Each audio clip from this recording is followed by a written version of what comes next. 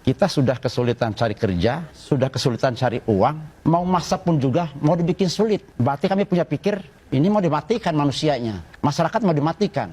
Maka menterinya yang mesti digusur, dilengsarkan. Kan nggak mungkin presiden menginginkan adanya kekacauan di dalam kebijakan yang dia inginkan.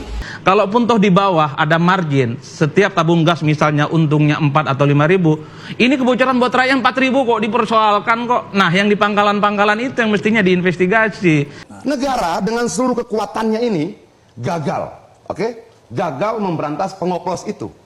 Terjadi kebocoran, lalu negara butuh jawaban. Warung disalahkan, jangan dong.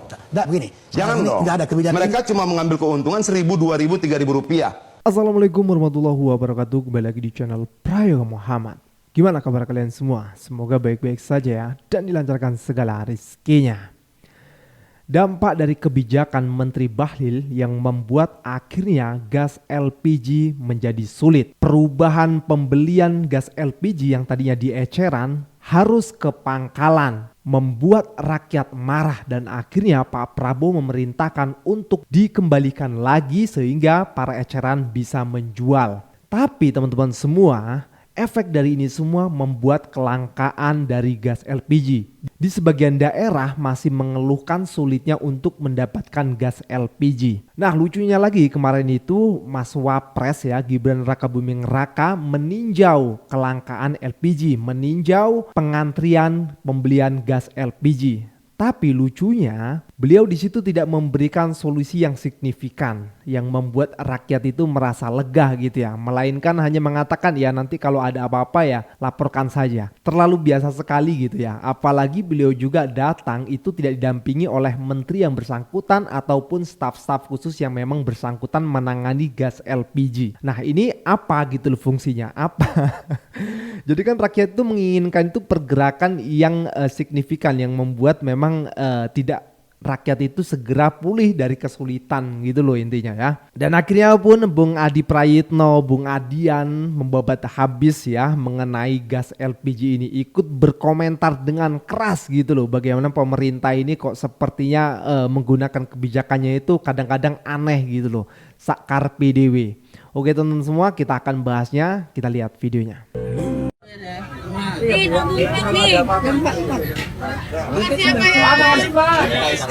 Bahlil, sekelas menteri nggak bisa ngurusin gas LPG 3 kilo. Nyusahin orang aja nih menteri. Tenang bro, Prabowo udah instruksikan Bahlil buat aktifin lagi pengecer LPG 3 kilo. Setelah ada korban jiwa, ya minimal ini langkah yang bagus lah. Lu ngerasa aneh gak sih? Aneh apa? Bahlil buat kebijakan tanpa ada koordinasi dengan presiden. Iya gitu lah, kata Fasubmi Dasko, Prabowo tidak pernah mengeluarkan kebijakan melarang pengecer jualan LPG 3 kilo. Ini gimana? Ya elah, ini mah soal miskomunikasi doang kali. Enteng banget tuh Rahang. Kalau kita yang ngobrol ada miskomunikasi, mungkin yang dirugikan kita doang. Ini level kepala negara dan menterinya, hitungan jam miskom bisa nyengsarain jutaan rakyat, bahkan sampai ada korban jiwa. Gini. Lu jangan seujon dulu nih. Prabowo itu dalam pidatonya bilang gak ada niat sedikit pun untuk mempersulit kehidupan rakyat Indonesia. Niat itu sulit dibuktikan. Tapi kesulitan hidup di negeri ini sudah terbukti.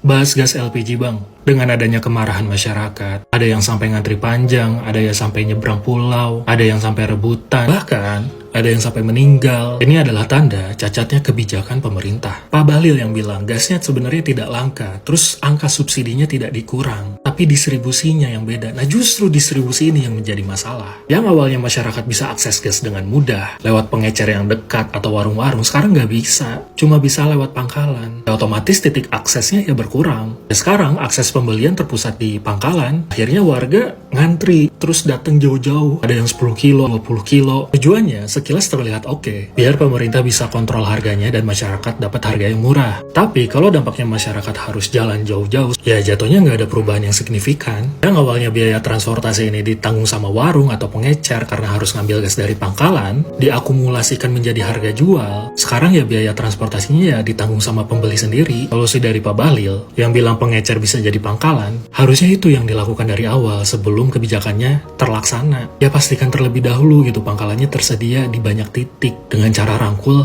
pengecernya. Sehingga masyarakat gampang akses, baru eksekusi kebijakan. Ini mah kebalik. Tapi pada akhirnya ya pola yang sama bakal terus berulang. Ada kebijakan yang nyusahin, ada yang ngambil peran good guy atau pahlawan, ada yang ngambil peran bad guy. Padahal ya dia juga menteri yang dipilih. Padahal ya satu rapat kabinet. Karena memang tempatnya sempit dan itu dituduh sebagai kebocoran.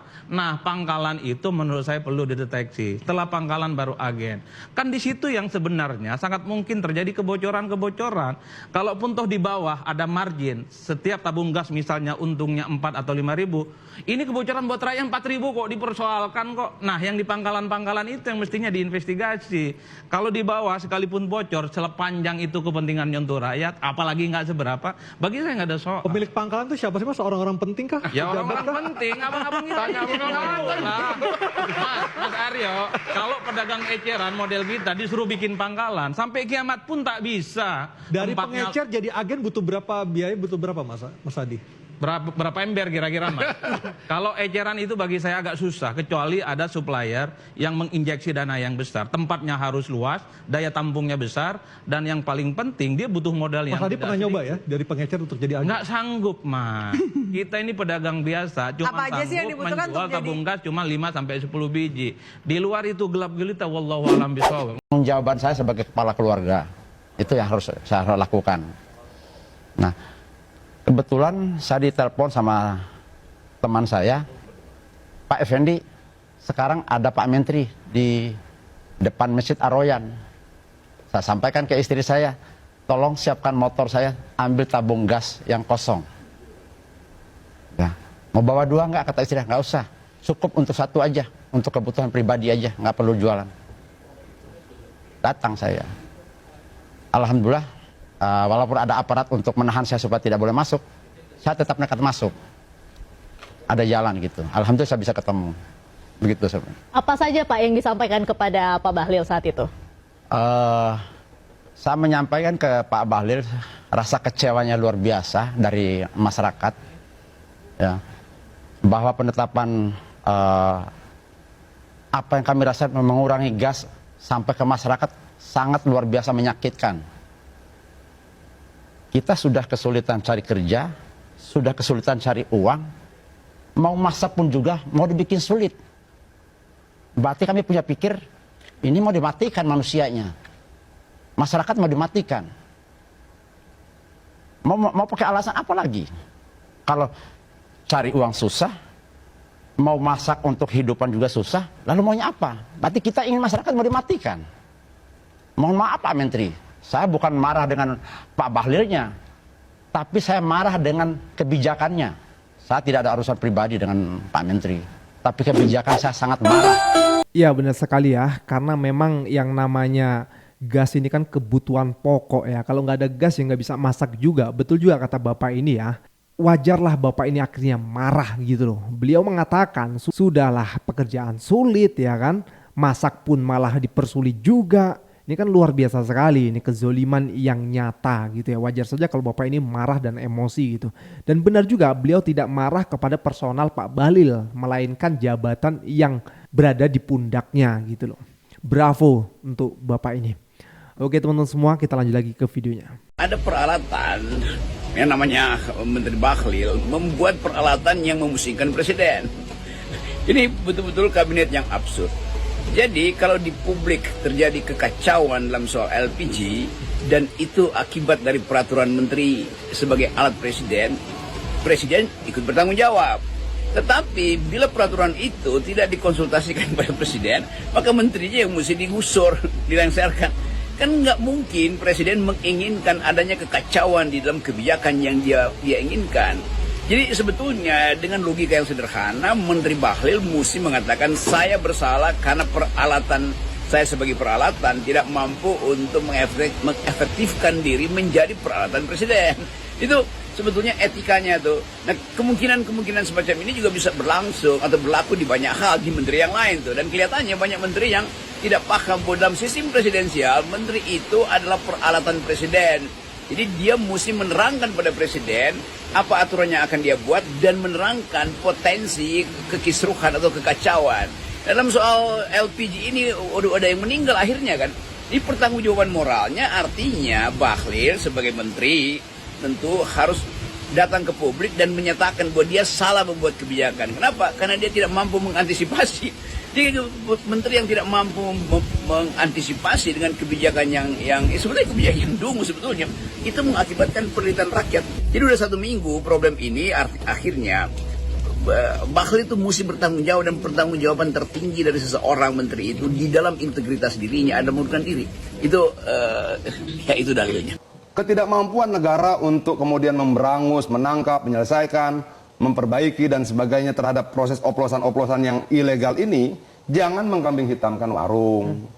Warung ini untung berapa? 1.000-2.000 perak kok. Dan kenapa dia jualan jadi bikin warung? Karena negara gagal memberikan lapangan pekerjaan. Negara gagal membuka lapangan pekerjaan, rakyat bikin warung. Oke, rakyat tidak mengeluh loh. Rakyat tidak menuntut negara, rakyat buka warung.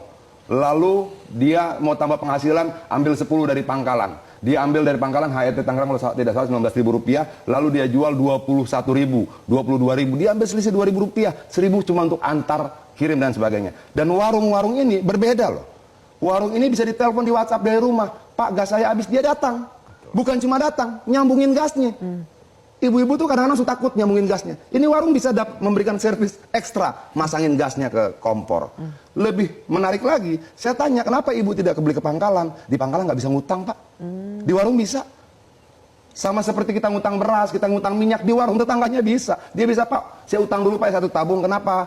1 tabung kan tuh 7 hari rata-rata penggunaan keluarga. Oke. Nanti hari ke-7 hari Sabtu, suami saya baru gajian, baru saya bayar. Boleh. Jadi kalau warung harus berubah jadi itu. sup pangkalan gimana tuh Bang Adian? Kan warung sekarang harus berubah menjadi sup Itu cuma pangkalan. ganti nama, ya warung aja. Tapi tepat tidak secara substansi, warung harus ditertibkan berubah jadi sup pangkalan. Ketika kemudian diatur sedemikian rupa, akan ada beban baru buat warung. Beban buat pangkalan apa? Harus memiliki tabung sendiri 50 sampai 100 tabung. Harga 1 tabung kita anggap 160.000, dikali aja. 16 juta untuk tabungnya doang. Oke, nanti jadi sup pangkalan. Mereka harus beli tabung lagi berapa? 20, mungkin 25, mungkin 30. Ini bisnis tabung apa bisnis apa sih ini? Itu loh. Ya, maksud tadi oplosan itu di mana? Kenapa? Oplosan itu ada di mana? Di banyak tempat, Bukan. Maksud saya di dalam sistem distribusi di pangkalan kah, di agen atau di atasnya? Loh tidak ada. Ini bisa dijelaskan ke masyarakat. Abang, maaf ya. Dia terpisah. Ya. Oplosan ini bukan agen, bukan pangkalan, bukan warung. Oke. Oplosan ini sendiri. Dia beli di pangkalan, dia beli di warung. Kenapa? Aturannya memang 10% itu bisa diecer. 90% end user. 10% bisa diecer. Nah mereka belanja. Nah, justru itu pengajian negara hadir untuk mengontrol itu. Loh, bukan agar dong. supaya subsidi ini tepat sasaran. Yang harusnya digerebek oplosannya. Pengoplos. Pengoplosnya. Setuju. Pengoplosnya. Nah, pengoplos ini kemarin ada yang ketangkap berapa bulan lalu atau 1 tahun lalu itu punya 6.000 tabung. Oke. Negara dengan seluruh kekuatannya ini gagal. Oke? Gagal memberantas pengoplos itu. Terjadi kebocoran. Lalu negara butuh jawaban. Warung disalahkan. Jangan dong. Begini. Jangan dong. Nggak ada kebijakan. Mereka cuma mengambil keuntungan 1.000, 2.000, 3.000 rupiah. Untuk apa? Untuk makan anaknya, makan istrinya. Yang harusnya menjadi tanggung jawab negara secara konstitusional. Ditanggapi dulu nih, Bang, Ya, soal negara gagal. Bukan, jadi gini, apa yang dimaksud Bang itu adalah fakta. Nah, sekarang persoalannya adalah bagaimana menata ini sistem distribusi agar tidak terjadi oplosan. Sekarang Pertamina hanya mampu mengontrol dengan sistem sampai pangkalan. Dia tidak mampu mengontrol pangkalan sudah itu. Nah, sekarang kejadian oplosan dari mana? Dari pangkalan ngambil termasuk tadi, baru dioplos. Nah, ini yang sekarang mau dikontrol oleh negara agar supaya tidak terjadi oplosan, subsidi bisa kepada yang menerima manfaat, kemudian agent ini yang sekarang ini itu bukan dipangkal. Warung-warung itu kalau kita ada. berbicara, maaf ya Bang ya, kalau kita berbicara tentang negara, maka pertanggungjawaban agar tidak terjadi pengoplosan tidak cuma Pertamina, tidak cuma Kementerian SDM, tidak cuma Inspektorat, ada kepolisian di situ, ada kejaksaan di situ, ada TNI bisa ikut membantu memberikan informasi. Bahkan jika dibutuhkan, seluruh PNS bisa diberikan tugas untuk mengawasi itu. Baik. Ratusan ribu orang, Bang. Desa kita cuma 70.000 sekian. Ya, bukan salah. Bukan tanggung ada jawab satu Babin, pihak ada saja. Babin kan Tipmas.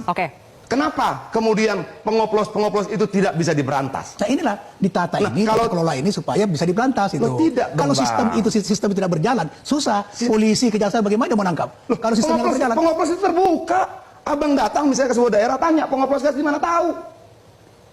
Nggak segampang itu, Bang. Menurut saya tidak semudah itu juga, Bung. Tidak dong, semudah itu. sudahlah, Bang. Problem Republik ini tidak cuma terhadap LPG subsidi, tidak. Untuk solar subsidi, Baik. itu masalah. Oke. Oke, ekspor nikel. Itu kalau ekspor nikel itu, Bang, segede pulau itu jalan. Dan negara bilang, saya tidak lihat, saya tidak tahu. Sudahlah. Oke, negara kita belum sempurna. Oke, negara kita masih berproses untuk menjadi lebih Tapi baik. justru itu Tapi yang dikata. jangan buruk rupa cermin dibanting. Baik. Tapi jangan warung rokok disalahkan. Nah. Tapi jangan rakyat kecil dikorbankan. Tidak ada, saya luruskan Gitu Bang. dong. Tidak ada kebijakan negara sekarang di mana warung dikorbankan. Enggak. Sekarang warung itu bagaimana ditingkatkan, dinaikkan Itu kan pangkatnya ketika lahir dengan protes, sistem. Bang. Kalau kita runut peristiwanya, warung tidak boleh jualan dulu, harus langsung beli ke pangkalan. Lalu ada ibu meninggal. Kalau saya mau ralat ya penjelasan keluarganya, dia datang, berapa berat satu tabung LPG? 5 kilo, 3 kilogram. Dia tenteng itu 5 kilogram, jalan kaki 1 kilometer, sampai lokasi dia antri. Setelah sampai gilirannya, disuruh pulang lagi karena tidak bawa KTP. Dia balik lagi bawa nenteng 5 kilo lagi. Oke, hanya untuk ambil KTP. Lalu dia balik lagi ke sana. 1 hari untuk membeli 1 tabung gas itu, dia bolak-balik 4 kilo.